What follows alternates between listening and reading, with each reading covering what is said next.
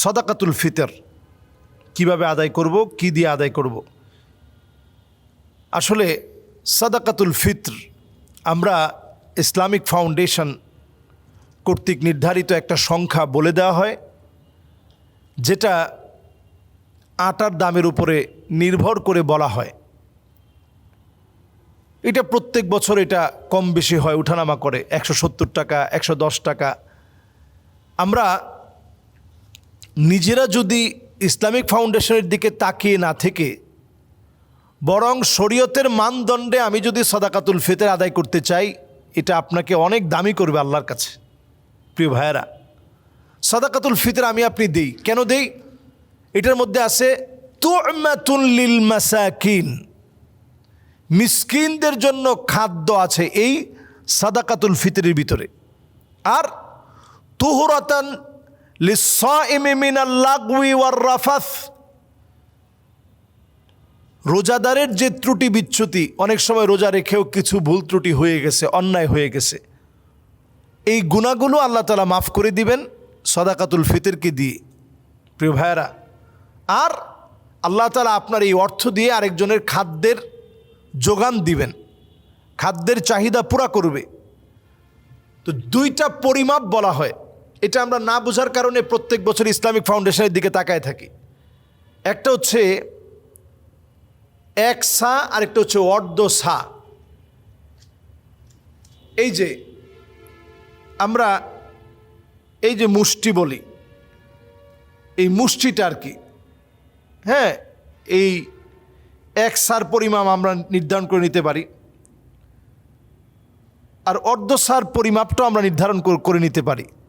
এ হাত দিয়ে যদি আপনি 1, 2, 3 আর আরও একটা দিলেন, তাইলে এই 4টা আরবের এই 1 মুষ্টি, 2 মুষ্টি, 3 মুষ্টি, এই মুষ্টিটা দিয়েই এই হিসাবটা করা হতো।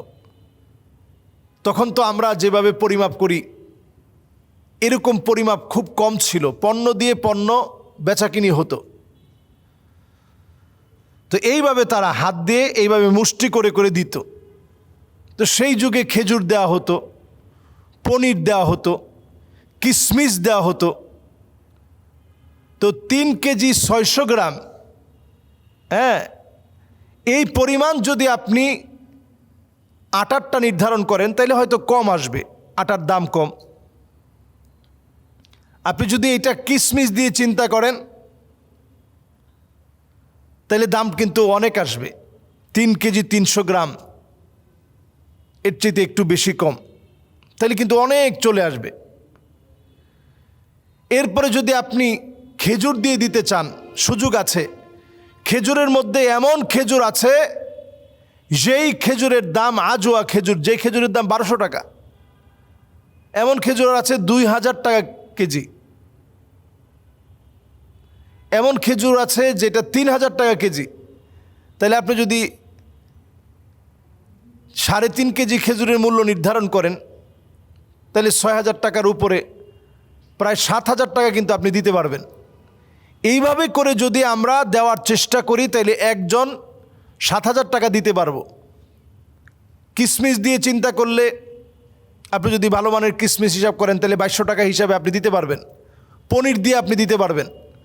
শুধুমাত্র আমরা ইসলামিক ফাউন্ডেশনের নির্ধারিত মূল্যে দিতে হবে বিষয়টা এমন না। আবার আমাদের দেশে দেওয়া থাকে যে সর্বনিম্ন এটা, সর্বোচ্চ আরও অনেক হতে পারে। না, এই কথাটা এইভাবে সঠিক নয়। হ্যাঁ, সর্বনিম্ন যেটা এটা আপনি বলতে পারেন, সর্বোচ্চের কোনো শেষ নেই, কোনো শেষ নেই।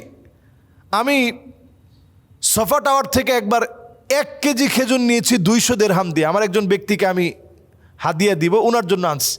উনি যেই মানের, ওনার জন্য ওই ক্যাটাগরির খেজুরটাই নিচ্ছি। 200 দিরহাম মানে প্রায় 6000 টাকা 1 কেজি খেজুরের দাম, আরও বেশি। তখনকার সময় 30 টাকা ছিল, সেই হিসাবে বললাম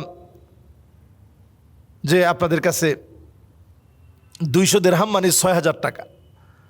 তাহলে আমরা 1 কেজি খেজুর যদি 6000 টাকা হয়, তাহলে আপনি 3 কেজি 300 গ্রাম খেজুরের দাম যদি নির্ধারণ করেন তাহলে আপনি চিন্তা করেন, তাহলে 18-20 হাজার টাকা আপনার সাদাকাতুল ফিতর দিতে পারবেন, এটা বৈধ, দেওয়া জায়েজ, বরং সওয়াবের কাজ। সামাজিক স্ট্যাটাস অনুযায়ী আপনি মৌচাক মার্কেট থেকে মার্কেট করেন না, আপনি মার্কেট করেন বসুন্ধরা থেকে। অনেকে আবার বসুন্ধরায় মার্কেট করে না, উনি মার্কেট করতে ব্যাংকক চলে যায়, সিঙ্গাপুর চলে যায়, দুবাই চলে যায়, মালয়েশিয়ায় চলে যায়, ওইখানে গিয়ে মার্কেট করে ঈদের জন্য কেনাকাটা করে ফিরে আসে। ওই লোকটাও সাদাকাতুল ফিতর দেওয়ার সময় 170 টাকা দেয়। এটা কোনোভাবে আপনার জন্য সুন্দর না। আমি বলতেছি না দিলে আদায় হবে না, দিলে আদায় হবে, কিন্তু আপনি কৃপণতা করলেন, যেটা আল্লাহ অপছন্দ করেন। হাক্কুন লিসাইলি ওয়াল মাহরুম, আপনার টাকার ভিতরে দরিদ্রদের অধিকার আছে। আমরা বলে থাকি যে এটার মধ্যে তু'মাতুন লিল মাসাকিন, মিসকিনদের খাদ্য রয়েছে। যদি মিসকিনদের খাদ্য থেকে থাকে, তাহলে আপনি কি করে আপনার ঘরে 1 কেজির পোলার চাল, 1 কেজি গরুর গোশত, সাথে যদি একটু মুরগির একটা রোস্ট করা হয়, আপনার 170 টাকা দিয়ে কি করে একটা মানুষের পোলার চাল হবে, কি করে একটা মানুষের 1 কেজির গোশত, গরুর গোশত হবে, সামান্য একটু মুরগির গোশত হবে, যেটা দিয়ে সে হয়তো সারা বছর খেতে পারে নাই, এই সময় একটু পোলাও খাবে, একটু রোস্ট খাবে।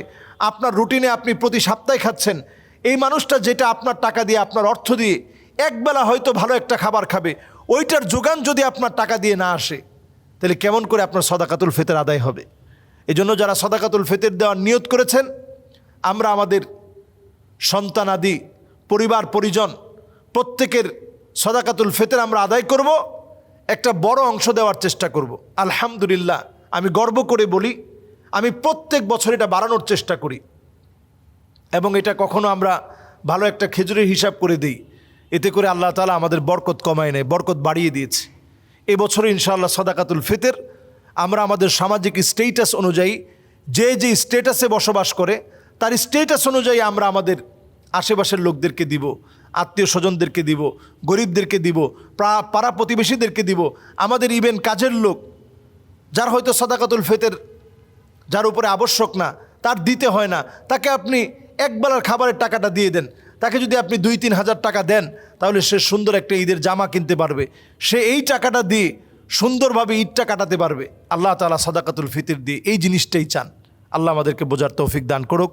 আসসালামু আলাইকুম ওয়া রাহমাতুল্লাহি ওয়া বারাকাতুহু।